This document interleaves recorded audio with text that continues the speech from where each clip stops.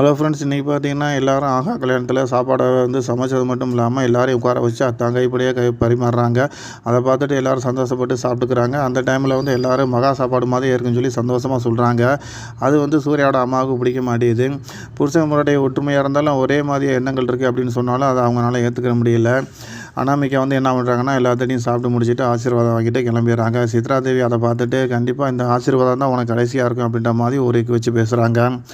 விஜய் நேராக போய் பிரபாட்ட என்ன சொல்கிறாருன்னா, பத்திரிக்கை கொடுத்துட்டு கண்டிப்பாக அந்த கல்யாணத்துக்கு நீ வரணும். ஒருவேளை நீ வரலன்னா நான் கண்டிப்பாக தாலி கட்ட மாட்டேன். ஏன் அப்படின்னா நீ எனக்கு ஒரு முக்கியமான பர்சன் அப்படின்ற வார்த்தையை அவர் சொல்கிறாரு. எல்லோரும் முன்னாடி இதை போட்டு நான் உடச்சிருவேன் அப்படின்ற வார்த்தையை சொல்லும்போது பிரபாகரால் தட்ட முடியல.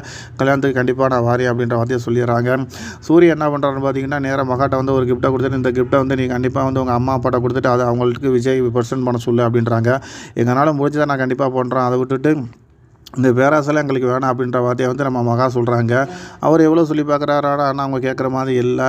அப்போ மகா சொல்கிறாங்க, நான் என் கைப்படவே விஜய்க்கு ஒரு கிஃப்ட் செஞ்சு வச்சுருக்கேன். கண்டிப்பாக அது வாழ்நாள் முழுவதும் அதை ஒரு மறக்க முடியாத அளவுக்கு இருக்கும் அப்படின்னு சொல்கிறாங்க. அது என்னாடு சூர்யா கேட்குறாரு. அதை கண்டிப்பாக அவங்க சொல்ல மாட்டுறாங்க. அதுக்கப்புறம் பார்த்திங்கன்னா கல்யாணத்துக்கு மண்டபத்துக்கு எல்லோரும் ஒன்றா வந்துடுறாங்க. வந்ததுக்கு முன்னாடி அந்த இடத்துல பிரபா அப்பாவும் இறங்குறத பார்த்துட்டு அனாமிகா ரொம்ப கோவமாகவும் ரொம்ப ஹாட் ஆகிறாங்க.